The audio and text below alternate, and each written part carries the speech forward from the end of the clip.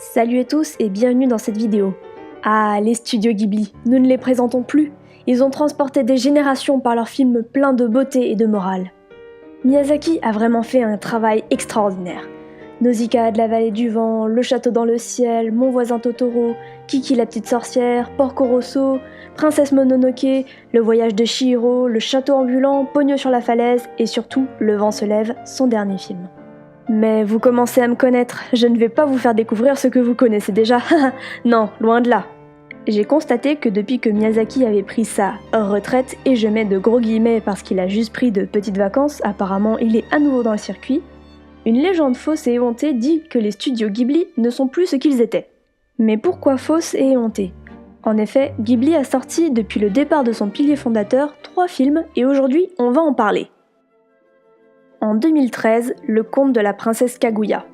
C'est un film d'animation innovateur au graphisme juste fou, mais nous reviendrons dessus plus tard.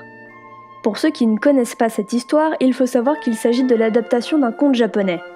On a notre Cendrillon, ils ont leur princesse Kaguya. Mais bordel, cette princesse japonaise envoie juste tellement plus de pâté que nos petites fragiles occidentales réunies. Le conte de la princesse Kaguya est une histoire très mature qui est entremêlée de poésie et de psychologie. Le film d'animation en lui-même est vraiment très long. Pour vous donner une idée, il dure plus de 2 heures. Rien que ça, c'est un exploit pour un film d'animation.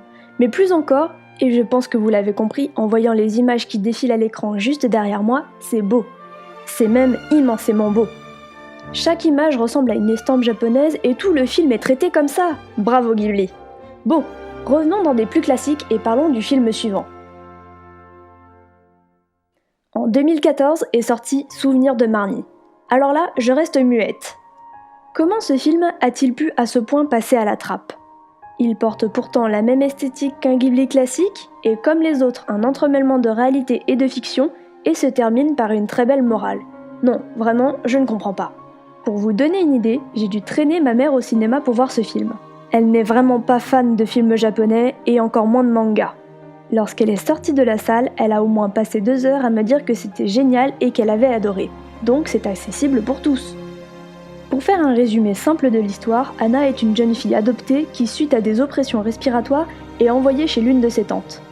Elle va alors rencontrer au cours de son séjour Marnie, une étrange jeune fille blonde aux yeux bleus qui vit dans une maison accessible seulement à marée basse et qui semble tantôt habitée, tantôt abandonnée. Ce qui est le plus beau dans ce film, c'est la relation entre Marnie et Anna. 2 jeunes filles tellement différentes, mais en même temps tellement semblables et bien plus proches qu'on ne le pense. On va passer sur le dernier film, en 2016, La Tortue Rouge. Plus expérimental, c'est un film d'animation muet. Ce film dure une petite heure, donc il n'est pas très long. J'ai eu la chance de le voir sur grand écran dans une salle presque vide. Bah tant mieux en soi, parce que j'ai inondé la salle de larmes. C'est juste tout simplement un concentré d'émotions. La Tortue Rouge parle d'un homme qui est naufragé sur une île. Dans sa solitude, il délire totalement et tente de s'échapper. Mais son radeau, lui, est détruit à chaque fois par une mystérieuse tortue rouge géante. Et voilà, j'ai fait un peu le tour. Je vous invite vraiment à aller voir ces films pour les découvrir, ils sont excellents. Ne nous arrêtons plus à un avis général du style « Miyazaki est parti de Ghibli, Ghibli est mort ». Nous pourrions passer à côté d'incroyables chefs-d'œuvre. D'ailleurs, soyons fous, je vais en profiter pour parler du prochain Ghibli. Et encore une fois, je mets de gros guillemets, car en réalité, il s'agit du studio Ponok qui va mettre en place ce film. Ponok, c'est un studio qui vient juste d'être créé et qui est en réalité constitué par d'anciens membres du studio Ghibli. Leur premier film, Mary and the Witch's Flower, va sortir le 8 juillet 2017. À travers le trailer, on découvrira de nombreuses références et nombreuses influences au château ambulant et au voyage de Chihiro.